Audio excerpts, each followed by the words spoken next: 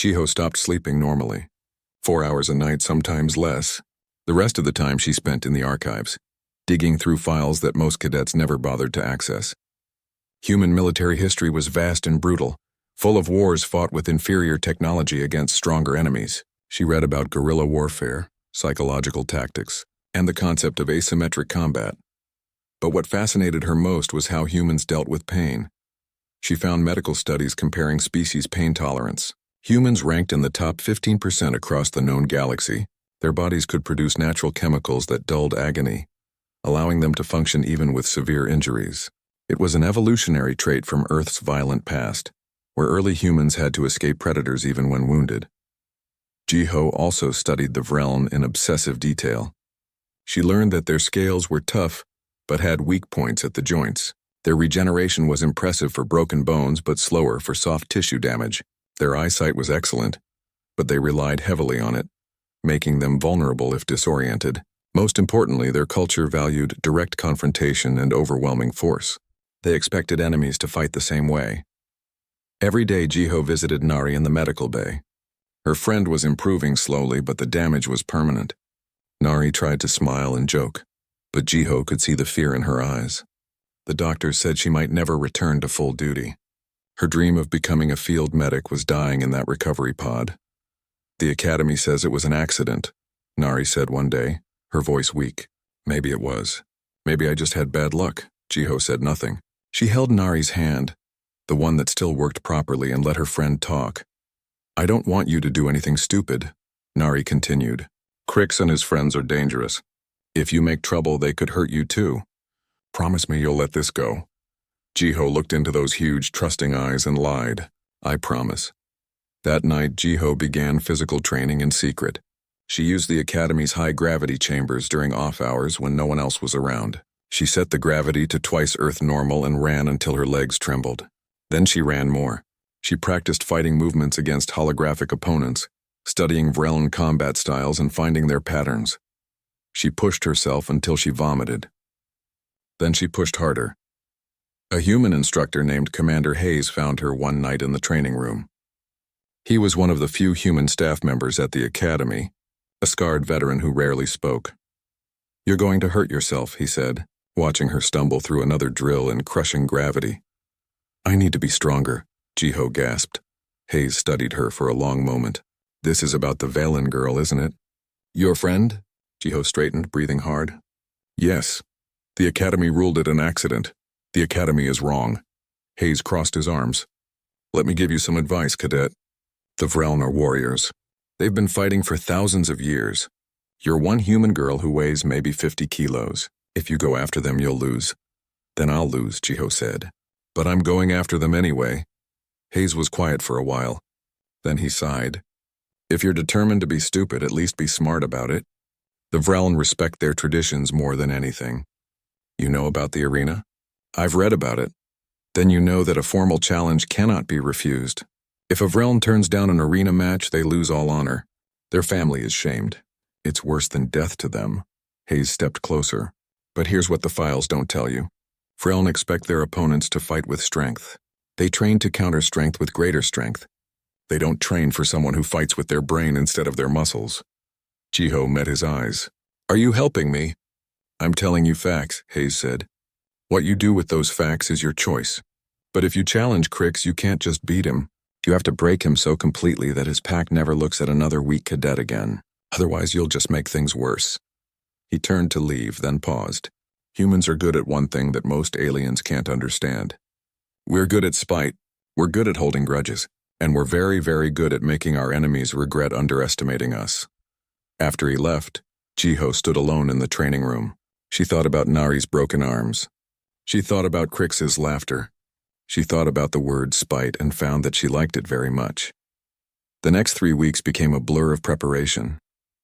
Jiho attended her regular classes and maintained perfect scores. No one could accuse her of being distracted, but every free moment went to training, research, and planning. She watched recordings of famous Vreln arena champions and noticed something important. They all started fast and aggressive, trying to overwhelm opponents immediately. They weren't patient. They didn't adapt well when their initial strategy failed. Jiho also studied human endurance athletes. She learned breathing techniques used by ancient warriors. She practiced controlling her pain response through meditation. She even requested access to the Academy's historical combat database and watched footage of human soldiers in situations where they should have died but didn't. There was something terrifying about watching humans refuse to quit. She understood why some aliens feared her species. On the 40th day after Nari's injury, Jiho was ready.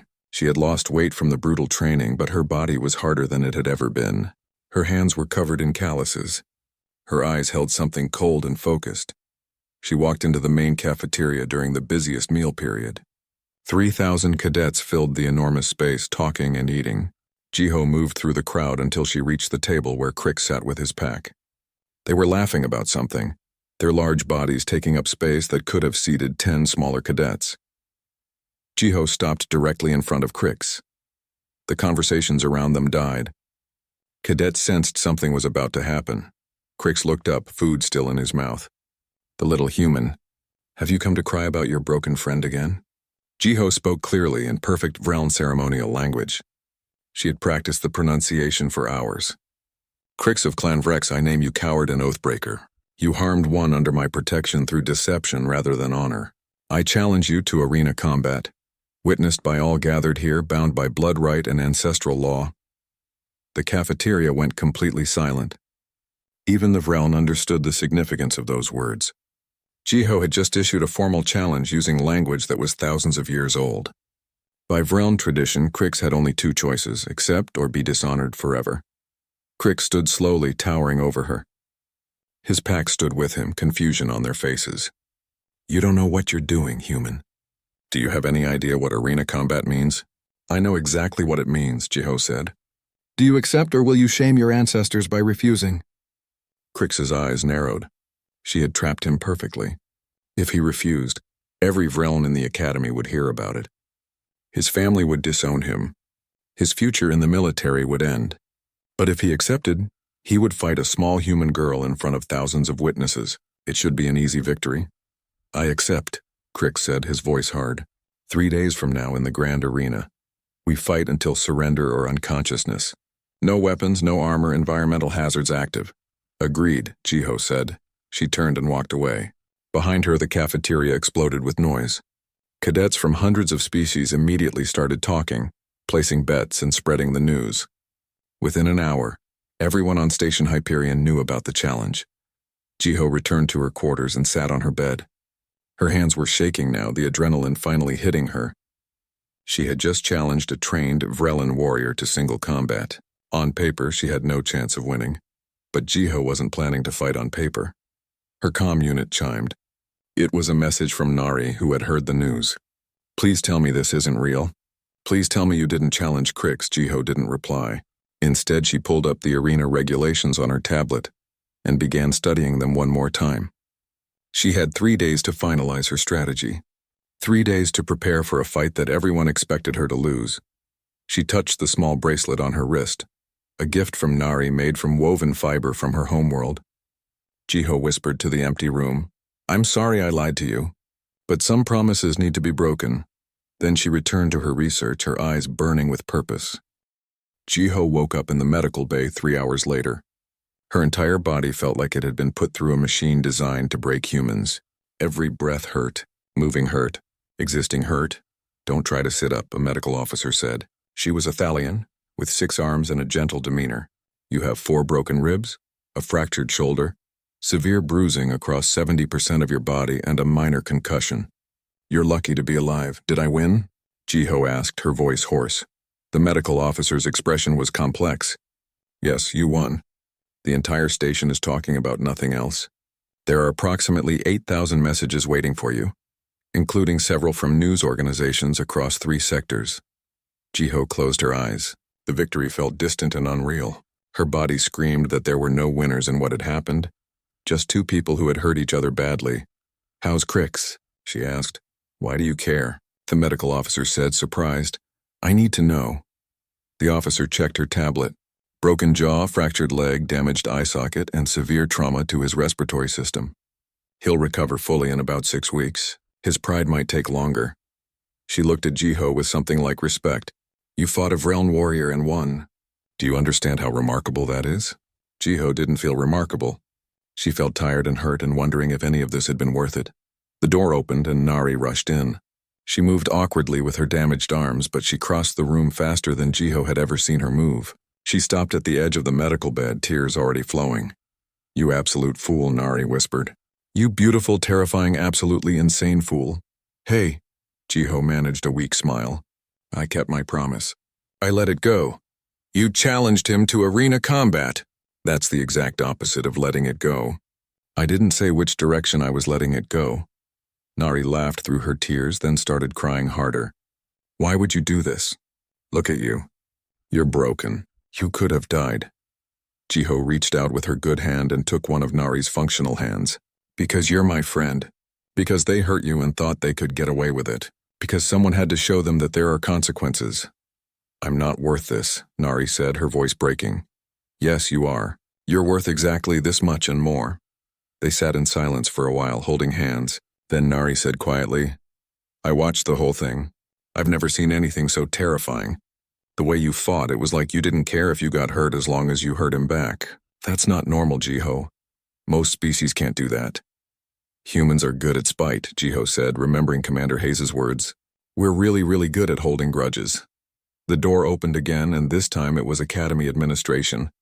3 officials entered, looking uncomfortable. The lead administrator was a Telvoni, with crystalline features that refracted light. Cadet Jiho. The administrator said formally, We need to discuss what happened in the arena. Jiho felt a cold weight in her stomach. Am I in trouble? That's complicated. You followed all protocols for an arena challenge. Everything was legal under Vreln tradition and Academy regulations. However, the Academy is receiving significant pressure from the Vreln Diplomatic Corps. They're demanding an investigation into how a human cadet defeated one of their warriors. I trained and I used strategy, Jiho said flatly. Is that illegal?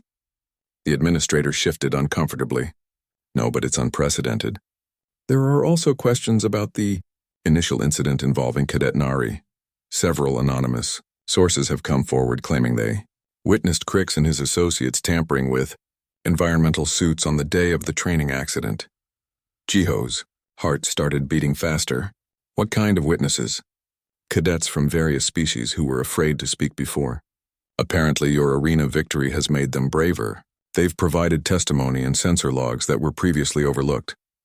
The administrator looked directly at Jiho. A proper investigation is being launched. If the evidence supports sabotage, Crix and his pack will face criminal charges. Not just Academy discipline. Nari squeezed Jiho's hand tightly. We're also reviewing our policies on bullying and harassment. The administrator continued. It's become clear that we've failed to protect vulnerable cadets. That changes now, she paused. The Academy owes you both an apology. We should have listened when you first came to us. Thank you, Jiho said, though the words felt hollow. An apology didn't fix Nari's arms. It didn't undo the fear and pain. But it was something. After the administrators left, Commander Hayes arrived. He pulled up a chair and sat down with a heavy sigh. Well, Cadet, you've made quite the mess. Half the station thinks you're a hero. The other half thinks you're a dangerous lunatic. The human embassy is thrilled. The Vreln government is furious. And I've had to give approximately 40 interviews about human combat capabilities. Sorry, Jiho said. Don't be. You did exactly what I expected you to do. Hayes leaned forward. But I need you to understand something. What you did in that arena is going to follow you for the rest of your life. Every mission, every posting, every interaction with other species, they're going to remember that you're the human who broke a Vreln warrior. That's a reputation with weight. I didn't do it for reputation, Jiho said. I know. You did it for her. Hayes glanced at Nari. That's what makes it powerful. You didn't fight for glory or advancement.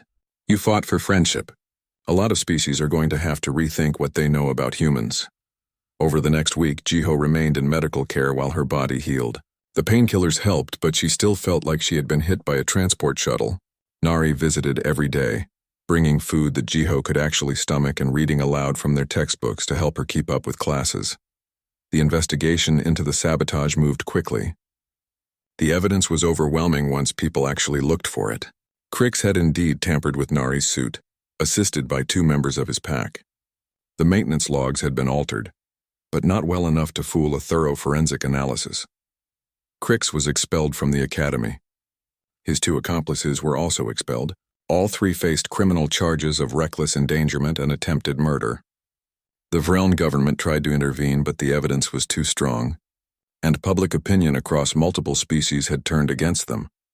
On the 8th day of recovery, Jiho was cleared to return to limited duty. She walked slowly through the academy hallways, her ribs still wrapped in medical bandaging. Something had changed. Cadets she had never spoken to nodded respectfully as she passed. Smaller species, the ones who usually got pushed around, looked at her with something like hope. In the cafeteria, a Velen cadet that Jiho didn't know approached her table. "Thank you," the young woman said simply. "My brother is also Velen. He was thinking about dropping out because of the bullying. After what you did, he's decided to stay." Jiho didn't know what to say to that. She just nodded. That evening, she received a message on her comm unit. It was from Crix. The text was short. "You were right. I was a coward. I fought with deception instead of honor. I will carry this shame, but I want you to know that I understand now. You are a true warrior." Jiho deleted the message. She didn't want his respect or his acknowledgement. She wanted Nari to be safe and whole. Since she couldn't have that, she would settle for Nari being safe. But something else came from the arena match. Fear. Other bullies at the academy saw what happened to Crix and reconsidered their behavior. Incidents of harassment dropped dramatically. The small, the weak, the different, they all had a little more space to breathe. Commander Hayes found Jiho in the observation deck one night, looking out at the stars. "How are you feeling?" "Like I got hit by a Vreln warrior," Jiho said. Hayes smiled slightly. "I checked your academic records. You're still maintaining perfect scores despite missing a week of classes. Impressive." "Nari helped me keep up." "Of course she did." Hayes stood beside her, looking out at space. "I've been in the military for 30 years. I've seen a lot of combat, a lot of brave people doing difficult things. But what you did in that arena, that was something special. Not the fighting, that was just tactics and pain tolerance. I'm talking about the why. You risked everything for someone else with no guarantee of success. That's the kind of loyalty that can't be taught." "I just did what felt right," Jiho said. "I know. That's what makes you dangerous." Hayes turned to face her. "The Academy wants to offer you advanced combat training. Elite Special Operations track. It would put you on a path to some of the most prestigious positions in the Coalition military." "I'll think about it," Jiho said. But she already knew her answer. She would stay wherever Nari was, because that's what friends did. The Grand Arena occupied an entire section of Station Hyperion, a massive amphitheater that could hold 10,000 spectators. The fighting floor was 50 meters across and could transform into different terrains. Mountains, swamps, urban ruins, or zero-gravity zones could appear with the press of a button. Environmental hazards included gravity shifts, temperature extremes, and obstacles that could crush the unwary. Jiho stood in the preparation chamber, staring at her reflection in the polished metal wall. She wore the standard arena uniform, a tight-fitting black bodysuit that allowed maximum movement. No armor, no padding, no protection. Her dark hair was tied back tightly. Her face was calm, but her heart hammered against her ribs. The door opened and Commander Hayes entered. He wasn't supposed to be here, but he came anyway. "The entire station is watching," he said. "I've never seen this much interest in an arena match. The betting pools have you at 100 to 1 against. Good odds for anyone brave enough to bet on me," Jiho said. Hayes studied her. "Are you scared?" "Terrified," she admitted. "But fear is just chemicals in my brain. I can work through it. That's the right answer." Hayes handed her a small device. "This is a heart monitor.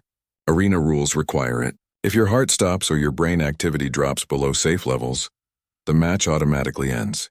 Don't count on it saving you, though. A lot of damage can happen before you hit those thresholds." Jiho attached the monitor to her wrist. "How's Nari?" "She's in the stands. Against medical advice, she insisted on being here. She's crying." Hayes paused. "She asked me to stop you. She said you don't have to do this." "Yes, I do." Hayes nodded slowly. "Then make it count. Win or lose, make sure Crix remembers this for the rest of his life." The announcement system activated, and a synthesized voice filled the preparation chamber. "Combatants to the arena floor. Match begins in 5 minutes. Jiho walked to the entrance tunnel. The roar of the crowd hit her like a physical force. Thousands of voices, cheering, shouting, eager for violence. She stepped into the light. The arena floor was currently configured as rocky terrain with uneven elevations. Gravity markers glowed in various zones indicating where the field strength would change. Jiho walked to her starting position, and the crowd noise increased. She saw faces of every species imaginable, all watching the small human who had dared challenge a Vreln warrior. Then Crix entered from the opposite tunnel. The crowd exploded. Crix was enormous, his scales gleaming under the arena lights. He raised his arms and roared, and his supporters roared back. He looked like a champion, like a warrior born. He looked unstoppable. Jiho watched him carefully. He was playing to the crowd, soaking in their adoration. Good. Arrogance was a weakness. The referee, a floating drone with multiple sensor arrays, positioned itself above the center of the arena. Its mechanical voice projected clearly. Combatants acknowledged. This is formal arena combat under traditional Vreln law, victory by surrender or incapacitation. Environmental hazards active. Lethal force is prohibited. Medical intervention occurs only at critical thresholds. Do both fighters understand? Yes, Crix growled. Yes, Jiho said. Begin. Crix charged immediately, exactly as Jiho had predicted. He covered the distance between them in seconds, his massive legs propelling him forward like a freight train. His fist came down like a hammer. Jiho wasn't there. She had moved the instant the match began, circling to her right. Crix's punch hit stone and shattered it. He spun faster than something his size should move and swung again. Jiho ducked under the blow and kept moving. She didn't try to hit him. Not yet. She just moved, using the rocky terrain to her advantage, keeping obstacles between them. Stand and fight, Crix shouted. Jiho ignored him. She led him on a chase across the arena floor, never staying still, always just out of reach. The crowd began to murmur. This wasn't what they expected. Where was the combat? Where was the violence? Crix grew frustrated. He chased harder, swinging wildly now. Each miss made him angrier. Jiho monitored his breathing, watching how his movements became slightly less controlled. He was expending energy at an unsustainable rate. 3 minutes into the match, Jiho led him into a high-gravity zone. The markers had warned of it, but Crix was too angry to notice. Gravity suddenly tripled, and his next step nearly brought him to his knees. His species was strong, but not adapted for sudden gravity changes. Jiho had trained for this. Her muscles screamed in protest, but she had spent weeks in high-gravity chambers. She knew how to move when her body felt like it weighed 3 times normal. Crix stumbled, and Jiho struck for the first time. She drove her fist into the back of his knee joint, right where the scales were thinner. It was a precision strike using all her weight and momentum. Crix roared in pain and rage. He spun and caught her with a backhand that sent her flying. She hit the ground hard, rolled, and forced herself back to her feet. Pain exploded across her ribs, but she shoved it down. Pain was just information. She could deal with information. The match became savage. Crix abandoned strategy and came at her with pure aggression. But Jiho had studied him. She knew he would do this. Angry fighters made mistakes. They left openings. She targeted his joints, his hands, his eyes. Never trying to overpower him, just hitting weak points and retreating. She accepted damage to deal damage. A human combat philosophy. Pain is temporary, but victory is permanent. Crix managed to grab her once and slammed her into a boulder. Something cracked in her shoulder. The world went white with agony. But Jiho drove her thumbs into the pressure points below his jaw, and he dropped her, howling. They separated, both breathing hard. Blood dripped from cuts on both fighters. Crix's left eye was swelling shut. His movements were slower now, more careful. He had stopped underestimating her. "Why won't you die?" he gasped.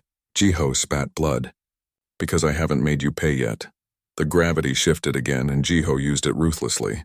She led him through temperature zones that humans handled better than Vreln. She used obstacles to limit his reach advantage. Every environmental hazard became her weapon. 10 minutes into the match, both fighters were battered and exhausted. The crowd had gone from bloodthirsty excitement to shocked silence. This wasn't the easy victory they had expected. The human was winning. No, Jiho corrected herself. She wasn't winning yet. She was surviving. There was a difference. Crix tried one more massive charge, putting everything into a final assault. If he connected, the match would end. Jiho saw it coming and made her choice. Instead of dodging, she stepped forward into his attack. His fist caught her in the ribs and she felt multiple breaks. The pain was indescribable, but she was inside his guard now, too close for him to use his reach. She drove her elbow up into his throat, then her knee into his damaged leg joint. Crix went down to one knee. For the first time, he looked uncertain. Jiho grabbed his head with both hands and drove her forehead into his snout. It was a human fighting technique called a headbutt, and Vrel never used it. Their skulls weren't thick enough for it to be effective. Human skulls were different, products of evolution on a world where early ancestors survived by being tougher than they had any right to be. The impact stunned Crix. Blood poured from his nose. His eyes lost focus. Jiho stepped back, swaying. Her vision was blurry. Her ribs were on fire. Her shoulder wasn't working right, but she was still standing. Crix looked up at her, and for the first time she saw fear in his eyes. "Surrender," Jiho said, her voice rough. "Or I keep going until one of us doesn't get up." The arena held its breath. 10,000 spectators waited in absolute silence. Crix lowered his head. I surrender." The referee drone's voice rang out. "Victory to Cadet Jiho, match concluded." The arena erupted in chaos. Half the crowd was shouting in disbelief. The other half was cheering. Medical drones rushed onto the floor. Jiho stayed standing until she saw Crix being helped away by medical staff. Only then did she allow herself to collapse. The last thing she saw before the pain took her was Nari's face in the crowd, tears streaming down her cheeks, all four arms pressed to her mouth in shock. The cafeteria on Station Hyperion held 3,000 cadets, and Jiho sat alone at the edge of the massive room. She picked at her protein pack while watching the chaos of alien species mixing, eating, and laughing together. Some had scales, others had fur, and a few didn't even have faces she could recognize. She had been at the Galactic Military Academy for 2 months now, and the loneliness still hit her every morning. "Excuse me, is this seat taken?" a soft voice asked. Jiho looked up to see a creature she had never spoken to before. The girl had 4 slender arms, pale blue skin that seemed to shimmer slightly, and enormous eyes that took up most of her small face. She was maybe 4 feet tall, and she held her food tray with 3 hands while the 4th twisted nervously. "No, go ahead," Jiho said. The girl sat down carefully. "I'm Nari, I'm from Velin 3, you're human, right?" "There aren't many of you here. Just 12 of us in the whole academy," Jiho replied. "I'm Jiho." Nari smiled, and it was such a genuine expression that Jiho felt something warm in her chest. "I know this might sound strange, but I've been wanting to meet you. You helped that Torvik cadet last week when he dropped his equipment in the hallway. Everyone else just walked past him." Jiho shrugged. It seemed like the right thing to do. They ate in comfortable silence for a while. Then Nari spoke again, quieter this time. "Can I ask you something? How do you deal with being different here?" Jiho understood immediately. "People stare at you too?" "Worse," Nari said, looking down at her tray. "My people are pacifists. We don't fight. We heal and we build and we study. The other cadets think I'm weak. They wonder why I'm even here." "Why are you here?" Jiho asked, not unkindly. Nari's eyes brightened. "Because someone has to make sure ships can be repaired in battle. Someone has to understand xenobiology well enough to treat wounded soldiers from 100 different species. Combat isn't just about fighting. It's about keeping people alive, too." Jiho smiled for the first time in weeks. That's actually really smart. From that day forward, they were inseparable. Nari helped Jiho understand the impossible complexity of alien technology. Jiho walked with Nari between classes, and the bullies who liked to knock smaller cadets around learned quickly that the quiet human girl had very fast reflexes and zero tolerance for cruelty. 3 months into their friendship, Jiho found Nari crying in the dormitory bathroom. 2 of her arms were wrapped around herself while the other 2 covered her face. "What happened?" Jiho asked, kneeling beside her.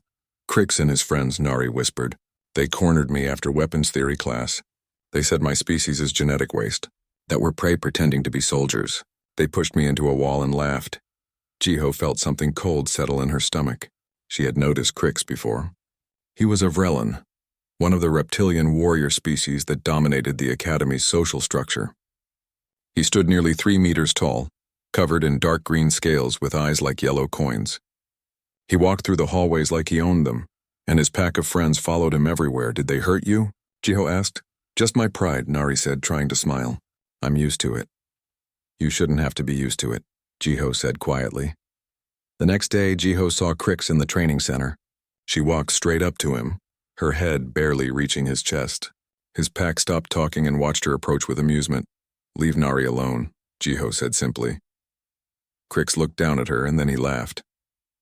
It was a deep rumbling sound that made several nearby cadets turn to watch. "The little human has words for me? How sweet. Tell me, does your prey friend hide behind you often?" "This is your only warning," Jiho said, her voice level. Crix leaned down until his face was close to hers. His breath smelled like sulfur and meat. "Or what, human?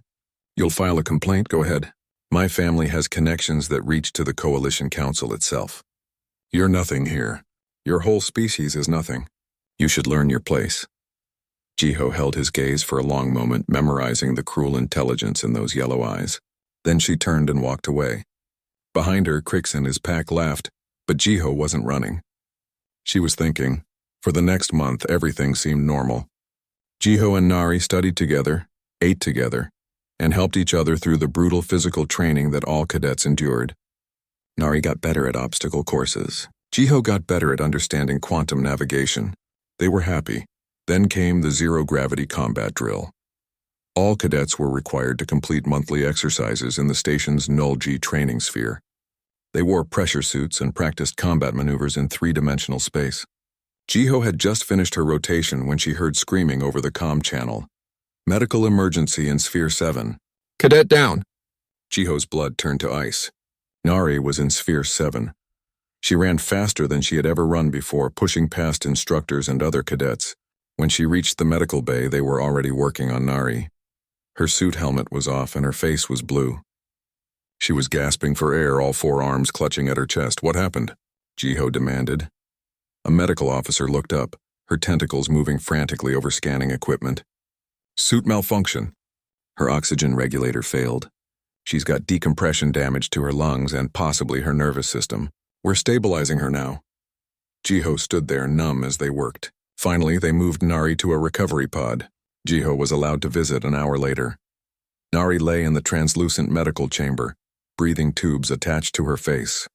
Her eyes opened when Jiho approached and tears immediately spilled down her blue cheeks.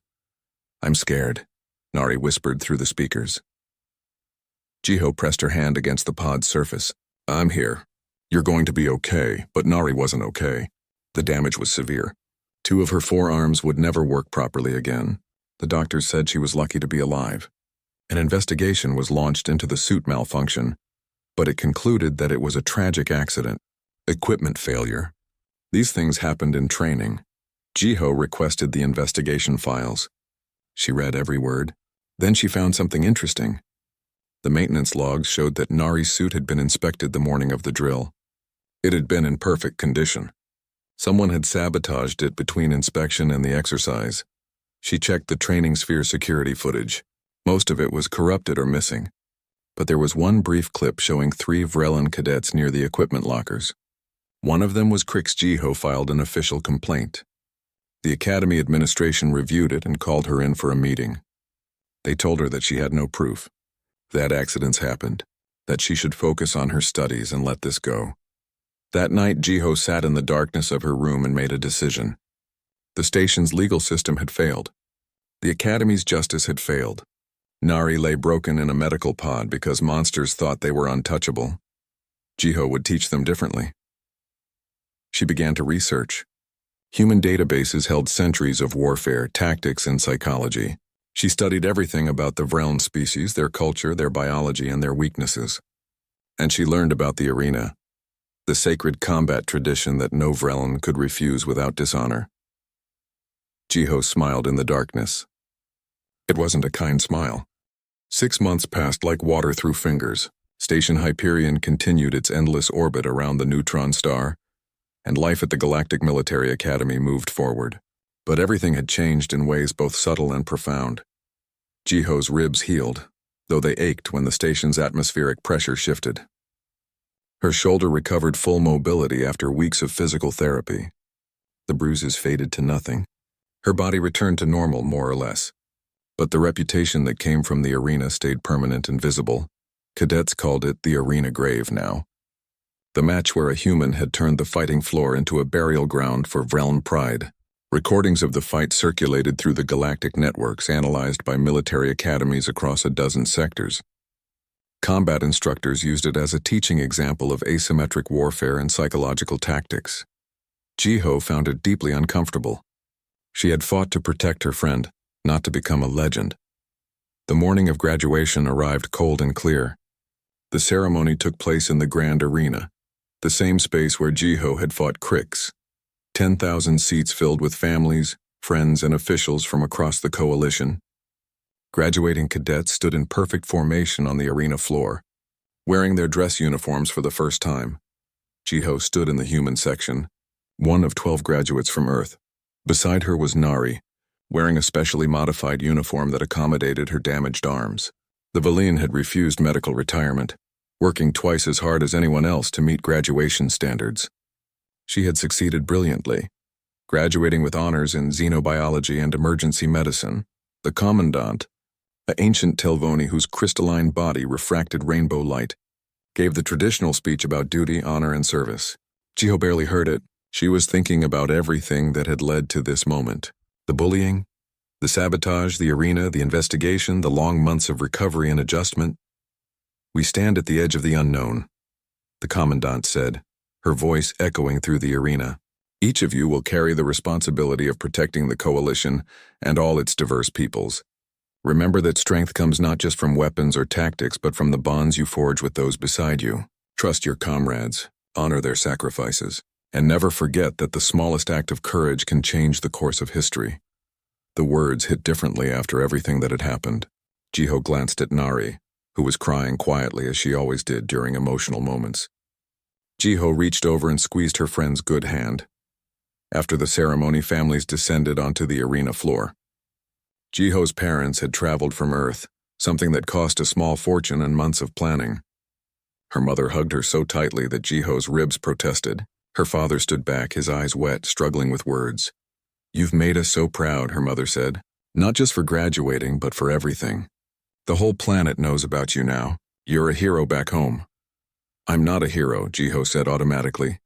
"You defended someone who couldn't defend herself," her father said. "You stood up to injustice when everyone told you to walk away.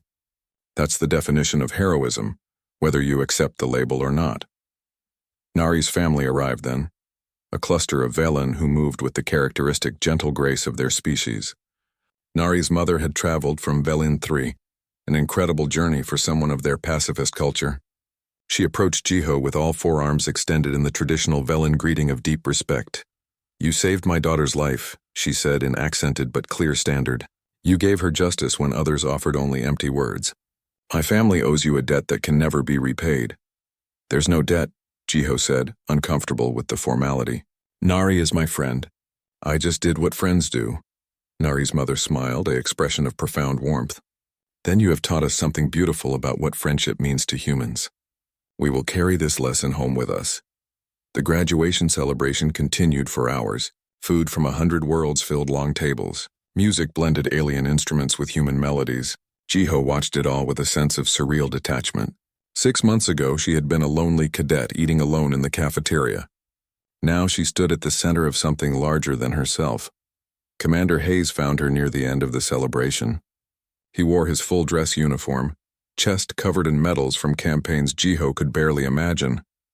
"I have your assignment," he said without preamble. "The Coalition wants to put you in special operations. Deep reconnaissance, high-risk missions, the kind of work that gets you killed or decorated. Probably both." "I turned down that offer," Jiho reminded him. "I know. So I got you something different." Hayes handed her a data pad. "Medical Support Frigate Harmony. They patrol border regions, providing emergency care to remote colonies and responding to disasters. The crew is small, mostly medical personnel and support staff. They need a tactical officer who understands how to protect non-combatants."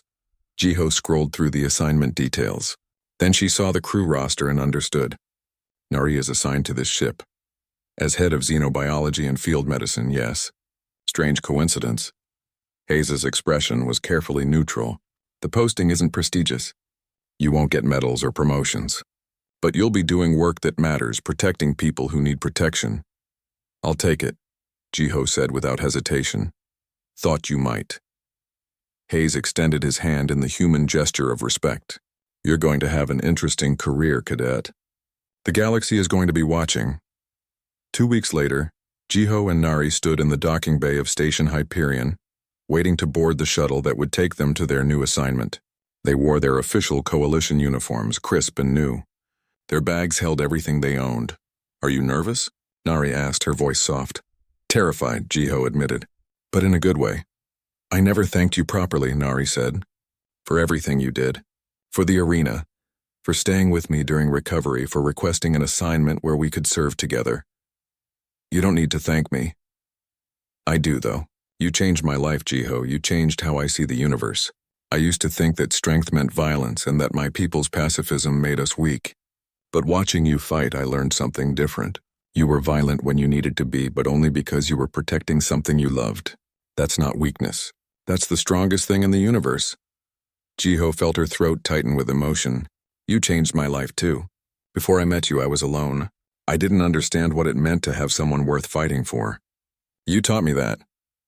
They boarded the shuttle together, finding seats near a window that looked out at the vast darkness of space. Other crew members filled the remaining seats. A mix of species and specialties, all heading to the same posting.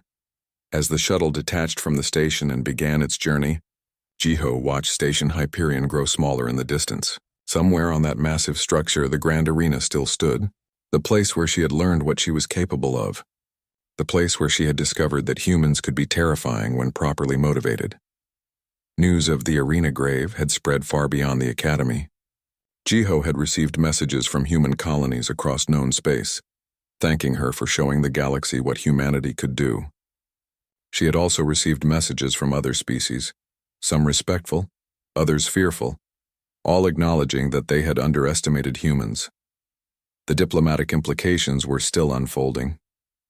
Human ambassadors reported that negotiations had become easier. Trade deals were more favorable.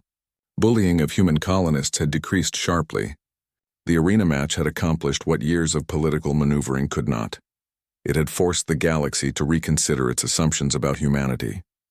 But Jiho didn't care about politics or reputation. She cared about the fact that smaller species at the academy were safer now. She cared that Nari sat beside her, alive and whole despite everything that had tried to break her. She cared that they were beginning a new chapter together. What are you thinking about? Nari asked, noticing Jiho's distant expression. I'm thinking about a conversation I had with Commander Hayes, Jiho said.